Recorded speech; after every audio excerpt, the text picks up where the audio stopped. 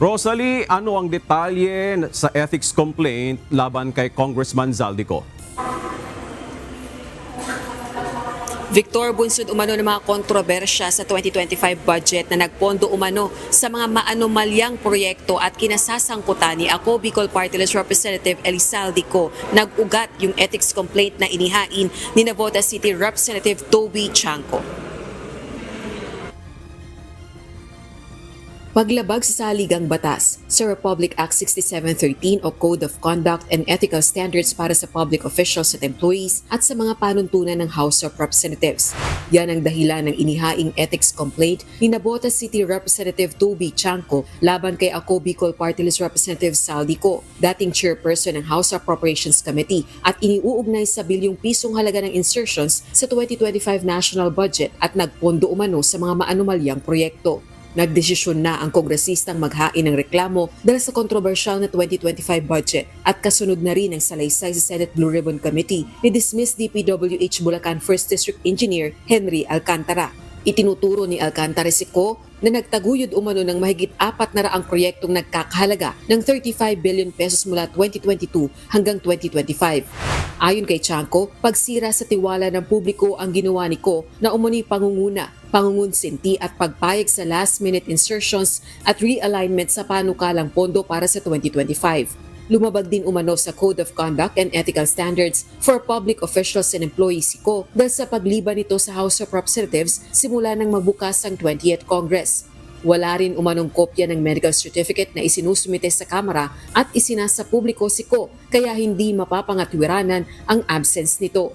Bukod pa rito, sangkot din umano si Ko at pamilya nito sa todong pagpapakita ng yaman sa publiko. Dagdag pa sa reklamo ang posibilidad na nagkaroon at tumanggap si Ko ng personal na pinansyal na interes habang siya ay nanunungkulan bilang miyembro ng House of Representatives.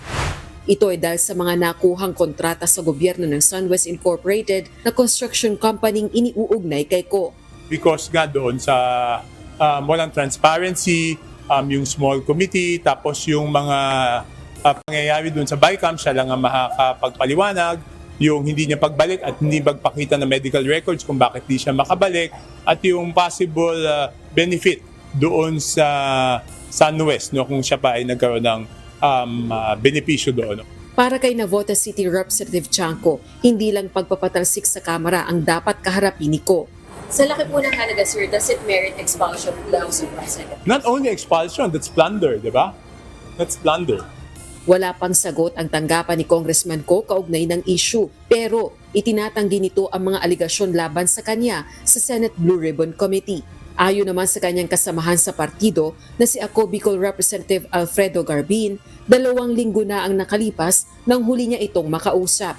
Nabanggit din daw nito sa kanya ang nakatakda nitong medical check-up sa Amerika sa September 24. Pagbibigay diin naman ni Garbin, walang kinalaman ang kanilang partido sa anumang iligal na gawain.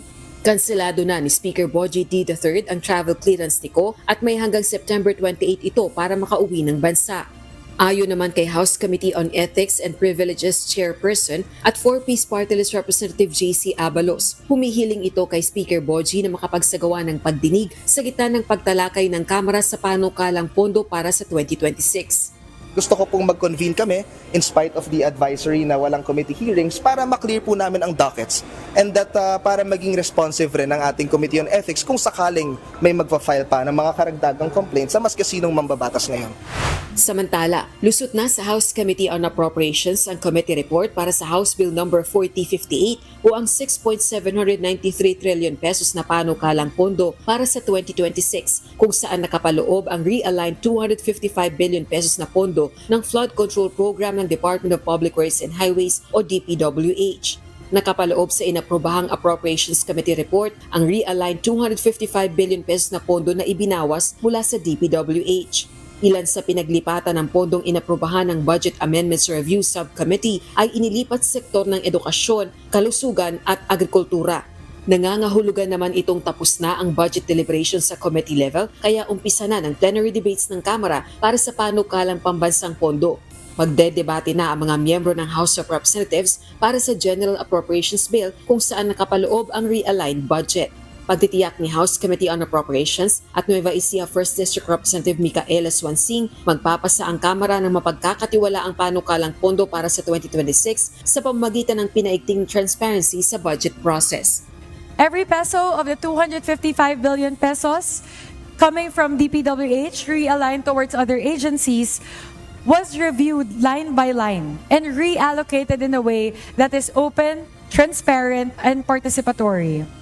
As chairperson of the Committee on Appropriations, I emphasize every allocation must be rational, feasible, and guided by science. We have to make sure that the 2026 budget restores the Filipinos' faith in our institution.